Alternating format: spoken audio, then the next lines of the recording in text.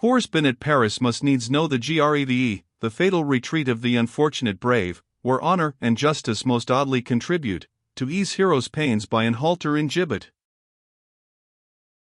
Their death breaks the shackles which force had put on, and the hangman completes what the judge but began. There the squire of the poet, and knight of the post, find their pains no more balked, and their hopes no more crossed. Prior.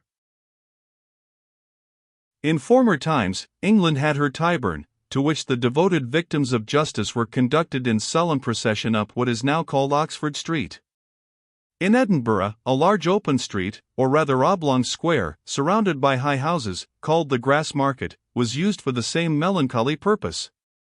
It was not ill chosen for such a scene, being of considerable extent, and therefore fit to accommodate a great number of spectators, such as are usually assembled by this melancholy spectacle.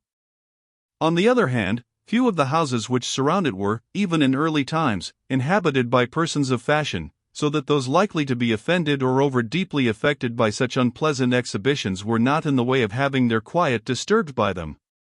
The houses in the Grass Market are, generally speaking, of a mean description, yet the place is not without some features of grandeur, being overhung by the southern side of the huge rock on which the castle stands, and by the moss-grown battlements and turreted walls of that ancient fortress. It was the custom, until within these 30 years or thereabouts, to use this esplanade for the scene of public executions. The fatal day was announced to the public by the appearance of a huge black gallows tree towards the eastern end of the Grass Market. This illumined apparition was of great height, with a scaffold surrounding it, and a double ladder placed against it, for the ascent of the unhappy criminal and executioner. As this apparatus was always arranged before dawn, it seemed as if the gallows had grown out of the earth in the course of one night, like the production of some foul demon, and I well remember the fright with which the schoolboys, when I was one of their number, used to regard these ominous signs of deadly preparation. On the night after the execution the gallows again disappeared, and was conveyed in silence and darkness to the place where it was usually deposited, which was one of the vaults under the Parliament House, or Courts of Justice. This mode of execution is now exchanged for one similar to that in front of Newgate, with what beneficial effect is uncertain. The mental sufferings of the convict are indeed shortened. He no longer stalks between the attendant clergyman, dressed in his grave clothes, through a considerable part of the city, looking like a moving and walking corpse, while yet an inhabitant of this world, but, as the ultimate purpose of punishment has in view the prevention of crimes, it may at least be doubted, whether, in abridging the melancholy ceremony, we have not in part diminished that appalling effect upon the spectators which is the useful end of all such inflictions, and in consideration of which alone, unless in very particular cases, capital sentences can be altogether justified. On the 7th day of September 1736, these ominous preparations for execution were descried in the place we have described, and at an early hour the space around began to be occupied by several groups, who gazed on the scaffold and gibbet with a stern and vindictive show of satisfaction very seldom testified by the populace, whose good nature, in most cases, forgets the crime of the condemned person, and dwells only on his misery. But the act of which the expected culprit had been convicted was of a description calculated nearly and closely to awaken and irritate the resentful feelings of the multitude. The tale is well known, yet it is necessary to recapitulate its leading circumstances, for the better understanding what is to follow, and the narrative may prove long, but I trust not uninteresting even to those who have heard its general issue. At any rate, some detail is necessary, in order to render intelligible the subsequent events of our narrative. Contraband trade, though it strikes at the root of legitimate government, by encroaching on its revenues, though it injures the fair trader, and debauches the mind of those engaged in it, is not usually looked upon, either by the vulgar or by their betters, in a very heinous point of view. On the contrary, in those countries where it prevails, the cleverest, boldest, and most intelligent of the peasantry are uniformly engaged in illicit transactions, and very often with the sanction of the farmers and inferior gentry. Smuggling was almost universal in Scotland in the reigns of George I and II, for the people, unaccustomed to imposts, and regarding them as an unjust aggression upon their ancient liberties, made no scruple to elude them whenever it was possible to do so. The county of Fife, bounded by 2 firths on the south and north, and by the sea on the east, and having a number of small seaports, was long famed for maintaining successfully a contraband trade, and, as there were many seafaring men residing there, who had been pirates and buccaneers in their youth, there were not wanting a sufficient number of daring men to carry it on. Among these, a fellow called Andrew Wilson, originally a baker in the village of Pathhead, was particularly obnoxious to the revenue officers. He was possessed of great personal strength, courage, and cunning, was perfectly acquainted with the coast, and capable of conducting the most desperate enterprises. On several occasions he succeeded in baffling the pursuit and researches of the king's officers, but he became so much the object of their suspicions and watchful attention, that at length he was totally ruined by repeated seizures. The man became desperate. He considered himself as robbed and plundered, and took it into his head that he had a right to make reprisals, as he could find opportunity. Where the heart is prepared for evil, opportunity is seldom long wanting. This Wilson learned that the collector of the customs at Kirkcaldy had come to Pittenweem, in the course of his official round of duty, with a considerable sum of public money in his custody. As the amount was greatly within the value of the goods which had been seized from him, Wilson felt no scruple of conscience in resolving to reimburse himself for his losses, at the expense of the collector and the revenue. He associated with himself one Robertson, and 2 other idle young men, whom, having been concerned in the same illicit trade, he persuaded to view the transaction in the same justifiable light in which he himself considered it. They watched the motions of the collector, they broke forcibly into the house where he lodged, Wilson, with 2 of his associates, entering the collector's apartment, while Robertson, the 4th, kept watch at the door with a drawn cutlass in his hand.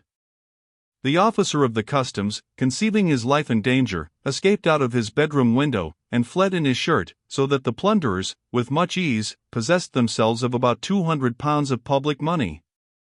The robbery was committed in a very audacious manner, for several persons were passing in the street at the time. But Robertson, representing the noise they heard as a dispute or fray betwixt the collector and the people of the house, the worthy citizens of Pittenweem felt themselves no way called on to interfere in behalf of the obnoxious revenue officer, so, satisfying themselves with this very superficial account of the matter, like the Levite in the parable, they passed on the opposite side of the way. An alarm was at length given, military were called in, the depredators were pursued, the booty recovered, and Wilson and Robertson tried and condemned to death, chiefly on the evidence of an accomplice. Many thought that, in consideration of the men's erroneous opinion of the nature of the action they had committed, justice might have been satisfied with a less forfeiture than that of 2 lives. On the other hand, from the audacity of the fact, a severe example was judged necessary, and such was the opinion of the government.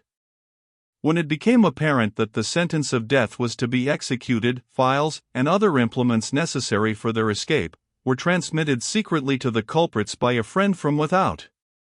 By these means they sought a bar out of one of the prison windows, and might have made their escape, but for the obstinacy of Wilson, who, as he was daringly resolute, was doggedly pertinacious of his opinion. His comrade, Robertson, a young and slender man, proposed to make the experiment of passing the foremost through the gap they had made, and enlarging it from the outside, if necessary, to allow Wilson free passage. Wilson, however, insisted on making the first experiment, and being a robust and lusty man, he not only found it impossible to get through betwixt the bars, but, by his struggles, he jammed himself so fast, that he was unable to draw his body back again. In these circumstances discovery became unavoidable, and sufficient precautions were taken by the jailer to prevent any repetition of the same attempt. Robertson uttered not a word of reflection on his companion for the consequences of his obstinacy, but it appeared from the sequel, that Wilson's mind was deeply impressed with the recollection that, but for him, his comrade, over whose mind he exercised considerable influence, would not have engaged in the criminal enterprise which had terminated thus fatally, and that now he had become his destroyer a second time, since, but for his obstinacy, Robertson might have effected his escape. Minds like Wilson's, even when exercised in evil practices, sometimes retain the power of thinking and resolving with enthusiastic generosity. His whole thoughts were now bent on the possibility of saving Robertson's life, without the least respect to his own. The resolution which he adopted, and the manner in which he carried it into effect, were striking and unusual. Adjacent to the Tolbooth or City Jail of Edinburgh is one of three churches into which the Cathedral of St. Giles is now divided, called, from its vicinity, the Tolbooth Church. It was the custom that criminals under sentence of death were brought to this church, with a sufficient guard, to hear and join in public worship on the Sabbath before execution. It was supposed that the hearts of these unfortunate persons, however hardened before against feelings of devotion, could not but be accessible to them upon uniting their thoughts and voices, for the last time, along with their fellow mortals, in addressing their Creator. And to the rest of the congregation, it was thought it could not but be impressive and affecting, to find their devotions mingling with those, who, sent by the doom of an earthly tribunal to appear where the whole earth is judged, might be considered as beings trembling on the verge of eternity. The practice, however edifying, has been discontinued, in consequence of the incident we are about to detail. The clergyman, whose duty it was to officiate in the Tolbooth Church, had concluded an affecting discourse, part of which was particularly directed to the unfortunate men, Wilson and Robertson, who were in the pew set apart for the persons in their unhappy situation, each secured betwixt two soldiers of the city guard.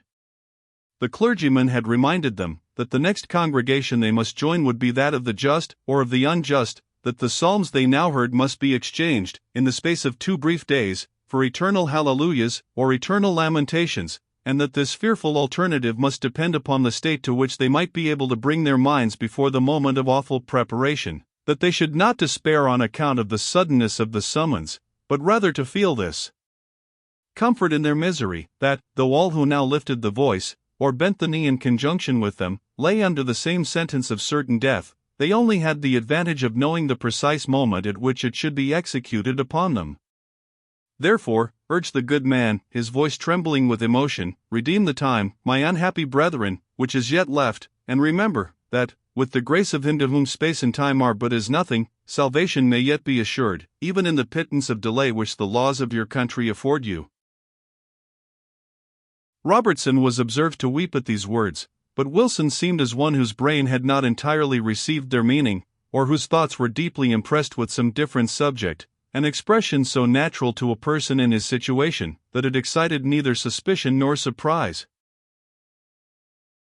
The benediction was pronounced as usual, and the congregation was dismissed, many lingering to indulge their curiosity with a more fixed look at the two criminals, who now, as well as their guards, rose up, as if to depart when the crowd should permit them. A murmur of compassion was heard to pervade the spectators, the more general, perhaps, on account of the alleviating circumstances of the case, when all at once, Wilson, who, as we have already noticed, was a very strong man, seized 2 of the soldiers, one with each hand, and calling at the same time to his companion, "Run, Geordie, run," threw himself on a third, and fastened his teeth on the collar of his coat. Robertson stood for a second as if thunderstruck, and unable to avail himself of the opportunity of escape, but the cry of "Run, run," being echoed from many around, whose feelings surprised them into a very natural interest in his behalf, he shook off the grasp of the remaining soldier, threw himself over the pew, mixed with the dispersing congregation, none of whom felt inclined to stop a poor wretch taking his last chance for his life, gained the door of the church, and was lost to all pursuit.